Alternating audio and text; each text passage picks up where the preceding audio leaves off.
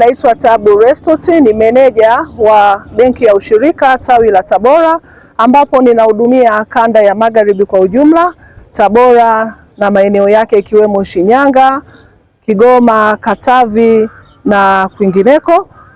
Leo imekuwa ni mkutano wa 30 wa kaku. Mkutano huu umeweza kwenda vyema kabisa, na kama mgeni mwalikwa nimefurahi. Mkutano umeweza kwenda vizuri kabisa. Wamekuwa na maazimio ambayo imekuwa kama ni dira ya kaku kwa miaka ijayo na msimu huu unaoanza 2026-27. Lakini sambamba na hayo, kama benki ya ushirika ambao tunakwambia ustawi kwa wote, kwetu sisi ushirika sisi ndio benki yao, na hii ni benki waone kama wako nyumbani, waweze kutumia hii benki ya ushirika, ukizingatia kwamba wana ushirika wana 51% ya hisa kwenye benki yetu hii ya ushirika. Na benki ya ushirika imejipanga kuwahudumia wakulima pamoja na AMCOS zote za tumbaku kwa kiwango cha bilioni 850 ambao kimetengwa kwa ajili ya kuhudumia kwa msimu huu wa 2026-2027. Kwa hiyo niwakaribishe sana wanaushirika wote waweze kupata huduma katika benki yao ambayo ni hii ya wanaushirika, ambao ni ushirika ustawi kwa wote.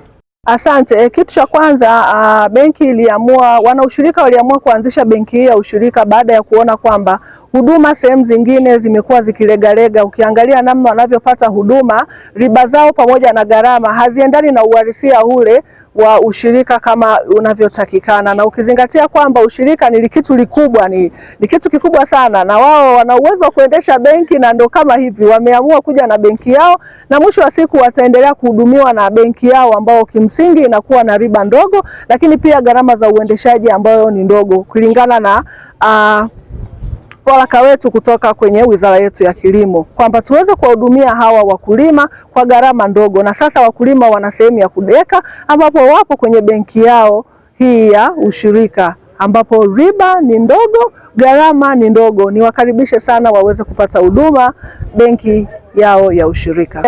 Kwa upande wa jemedari wetu Samia Suluhu Hassan, namba 1 kabisa, ameweza kujikita katika hali ya kusaidia ushirika na kilimo kwa ujumla, kuanzia kwenye kumteua waziri wa kilimo ambaye amekuwa sasa ni very supportive, ameendelea kuwasapoti. Nadhani amekuwa ni kimbilio la kila mtu sasa hivi, kila mkulima, na kuanzia ameweza kuunganisha wakulima, vyama vyote na wadau mbalimbali wanaohusika na kilimo kwa ujumla, na kimsingi ameweza kutenga pesa pia nyingi, ambapo tunafikiri kwenye bajeti tutaweza kuona zaidi ni kiasi gani ametenga. Lakini kwa hiki ambacho ukiona namna ambavyo waziri akizungumza ni kwamba wamejipanga zaidi kwa namna ya kuleta mabadiliko chanya katika wizara hii ya kilimo, ambapo sisi pia kama wadau wakubwa tumo humo. Na ukizingatia serikali haijatuacha nyuma, bado serikali ina mkono wake katika benki yetu hii ya ushirika, ambapo kimsingi imeendelea